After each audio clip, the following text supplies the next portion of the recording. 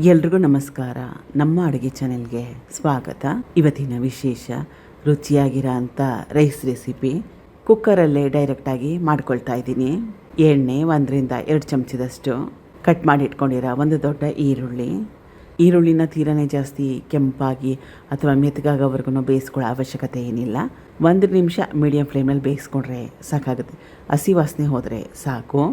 ಈಗ ಈರುಳ್ಳಿ ಬೆಂದಿದೆ, 1 ನಿಮಿಷ ಬೇಯಿಸ್ಕೊಂಡಿದ್ದು. ಕಟ್ ಮಾಡಿ ಇಟ್ಕೊಂಡಿರೋ ಟೊಮ್ಯಾಟೊ, ಆಲೂಗಡ್ಡೆ, ಹಸಿ ಬಟಾಣಿ, ಈ ಪದಾರ್ಥಗಳನ್ನ ಹಾಕೊಂಡ್ಮೇಲೆ ಕೂಡ ತೀರನೇ ಜಾಸ್ತಿ ಹೊತ್ತು ಬೇಯಿಸ್ಕೊಳ್ಳೋ ಅವಶ್ಯಕತೆ ಏನಿಲ್ಲ.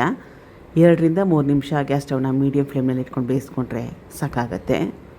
2-3 ನಿಮಿಷ ಆದಮೇಲೆ ಇದು ಸ್ವಲ್ಪ ಮಸಾಲೆನ ರುಬ್ಬಾಕೊಳ್ತಾ ಇದ್ದೀನಿ. ಜಾಸ್ತಿ ಏನಿಲ್ಲ, 4 ಪದಾರ್ಥ: ಹಸಿ ಶುಂಠಿ, ಬೆಳ್ಳುಳ್ಳಿ, ಹಸಿರು ಮೆಣಸಿನಕಾಯಿ, ಕೊತ್ತಂಬರಿ ಸೊಪ್ಪನ್ನ ಕಡ್ಡಿ ಸಹಿತವಾಗಿ ಉಪಯೋಗ ಮಾಡಿ, ಫ್ಲೇವರ್ ಚೆನ್ನಾಗಿ ಬರುತ್ತೆ.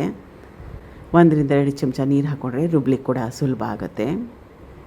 ಗರಂ ಮಸಾಲ, ಧನಿಯಾ ಪುಡಿ 2 ದೊಡ್ಡ ಚಮಚದಲ್ಲಿ ತಲಾ 1 ಚಮಚದಷ್ಟು. ಖಾರಕ್ಕೆ ಹಸಿರು ಮೆಣಸಿನ್ಕಾಯಿನ ಮಸಾಲೆ ಪೇಸ್ಟ್ ಹಾಕಿದ್ನಲ್ಲ ಅದರಲ್ಲಿ ಹಾಕಿ ರುಬ್ಕೊಂಡಿದ್ದೀನಿ. ರುಚಿಗೆ ತಕ್ಕಷ್ಟು ಉಪ್ಪು. ಇದು ಮೊದಲೇ ತೊಳೆದಿಟ್ಕೊಂಡಿರೋ ಅಕ್ಕಿ. 1 ಗ್ಲಾಸ್ ಅಕ್ಕಿಗೆ 2 ಗ್ಲಾಸಷ್ಟು ನೀರು. ಯಾವ ಅಕ್ಕಿ ಆದರೂ ಪರವಾಗಿಲ್ಲ. 5 ನಿಮಿಷ ನೆನೆಸಿಟ್ಕೊಂಡಿದ್ದೆ ಅಷ್ಟೇ.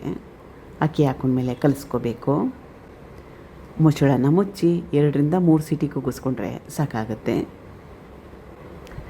ಈಗ ರುಚಿಕರವಾಗಿರೋಂಥ ಆಲೂಗಡ್ಡೆ ಬಟಾಣಿ ಬಾತು ರೆಡಿಯಾಗಿದೆ.